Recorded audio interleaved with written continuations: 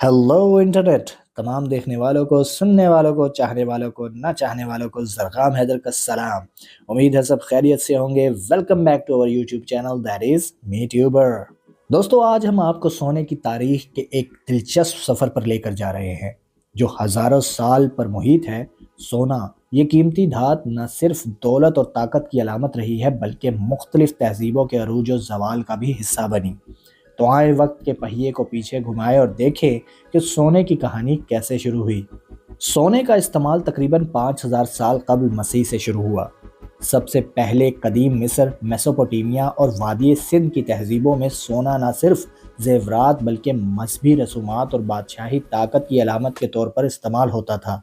मिस्रियों ने सोने को खुदाओं की खाल करार दिया और फिरौनों के कब्रों में सोने के मास्क और खजाने रखे।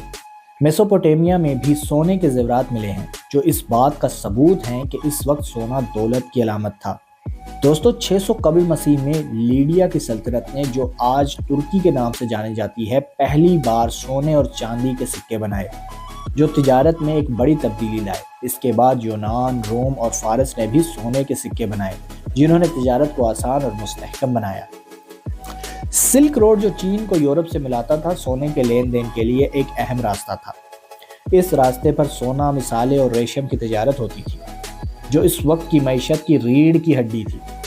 सोना मजहब में भी अहमियत रखता था। हिंदू, बुद्ध और ईसाई मजहबी मकामात पर सोने के जेवरात और मूर्तियों का इस्तेमाल किया जाता था। हिंदुस्तान में सोना देवी लक्ष्मी की अलामत समझा जाता है और आज भी त्योहारों पर सोना खरीदना एक रवायत है। इसी तरह कदीम यहूदी हैकल और ईसाई गिरजा घरों में भी सोने का इस्तेमाल देखने को मिलता है। ये सब इस बात की निशानदही करता है कि सोना न सिर्फ दौलत बल्कि रूहानी पाकीज़गी और तक़द्दुस की अलामत रहा है। 15वीं और 16वीं सदी में यूरोपी मुहिमजुओं ने सोने की तलाश में अमेरिका का रुख किया। हस्पानी और पुर्तगाली महमात ने लातीनी अमेरिका में सोने की कानें दरियाफ्त की, जिससे यूरोप में सोने की भरमार हो गई। इस दौर को गोल्ड रश कहा जाता है, जहां कैलिफोर्निया और ऑस्ट्रेलिया जैसे मकामात पर हज़ारों अफराद सोने की तलाश में निकले। लेकिन इसका दूसरा पहलू भी था, मकामी लोगों का इस्तेहसाल, गुलामी और नौआबादियाती निज़ाम का फैलाव। दोस्तों, 20वीं सदी में सोने ने आलमी मईशत में भी अहम किरदार अदा किया।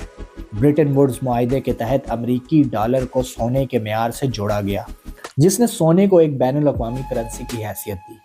अगरचे 1971 में ये निज़ाम ख़त्म हो गया, लेकिन आज भी सोना सरमायाकारी, सोने के ईंटों और जवाहरात की शक्ल में महफूज असासा समझा जाता है।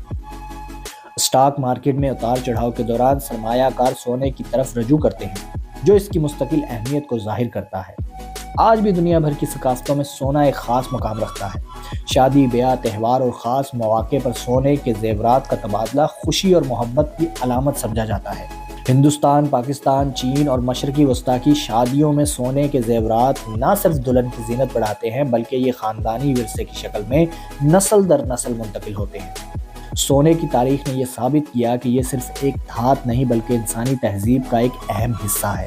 अब साइंसदान खला में सोने की कानकुनी की मंसूबा बंदी कर रहे हैं, जो सोने की कहानी को एक नई सिमत दे सकते हैं। सोना, जिसने बादशाह, ताजरों और आम इंसानों के दिलों पर राज किया, आज भी अपनी चमक और अहमियत बरकरार रखे हुए है। तो दोस्तों, ये थी सोने की तारीख, एक कहानी जो वक्त के साथ साथ मज़ीद चमक रही है। अगर आपको हमारी ये वीडियो पसंद आई तो इसे लाइक और शेयर ज़रूर कीजिएगा और हमारे चैनल को सब्सक्राइब करना ना भूलिएगा। अगली वीडियो तक अल्लाह हाफिज़।